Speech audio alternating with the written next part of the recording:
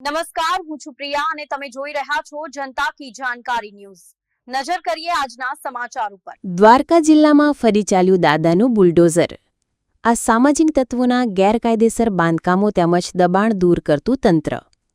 રૂપેણ બંદર ખાતે અસામાજિક તત્વો દ્વારા કરવામાં આવેલ દબાણ પર ફરી વળ્યું દાદાનું બુલડોઝર। સમુદ્ર વિસ્તાર આસપાસ અસામાજિક તત્વોના ગેરકાયદેસર દબાણો કરાયા દૂર। રૂપેણ બંદર સમુદ્ર વિસ્તારમાં ગેરકાયદેસર રીતે બનાવેલ સરકારી જમીન પરના અનેક બાંધકામો પર ફરી વળ્યું દાદાનું બુલડોઝર। તંત્રની કાર્યવાહીથી દબાણકર્તાઓમાં ફેલાયો ભય। 4 જેટલા ગુનાહિત ઇતિહાસ ધરાવતા ઇસમોના ગેરકાયદેસર બાંધકામોને તોડી પાડવામાં આવ્યા, જ્યારે અન્ય પણ આવા દબાણોને ટૂંક સમયમાં દૂર કરવામાં આવશે, જેથી ગેરકાયદેસર દબાણકર્તાઓમાં ભય ફેલાયો છે।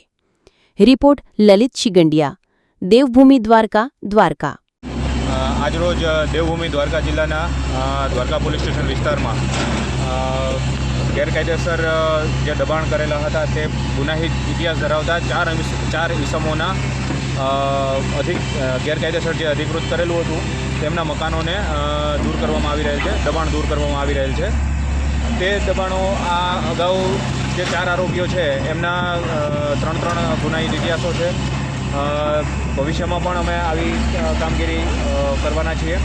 આજની કામગીરી સંદર્ભે સરકારી જમીન કુલ 770 સ્ક્વેર મીટર જગ્યા ખુલ્લી કરવામાં આવેલી છે, જેનો જંત્રી મુજબ ભાવ 4,25,000 રૂપિયા આંકી શકાય છે। આવનારા સમયમાં પણ અમારા ધ્યાને જેમ જેમ આવતું જશે એવું અસામાજિક તત્વો વિરુદ્ધની કાર્યવાહી નિરંતર ચાલુ રહેશે। થોડા સમય પહેલા પીઆઈ શ્રી દ્વારકા તરફથી ગુનાહિત ઇતિહાસ ધરાવતા ઇસમોની એક યાદી મળી આવી, જેમની સાથે એ પણ ફલિત થતું હતું કે તેઓ સરકારી પડતર જમીન ઉપર રહેણાંકના સ્થાનો ધરાવે છે।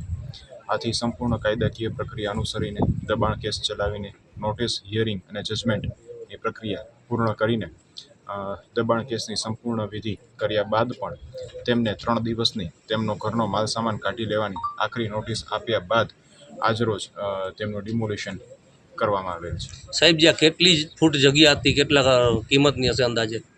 અંદાજે તો કાઢવું પડે।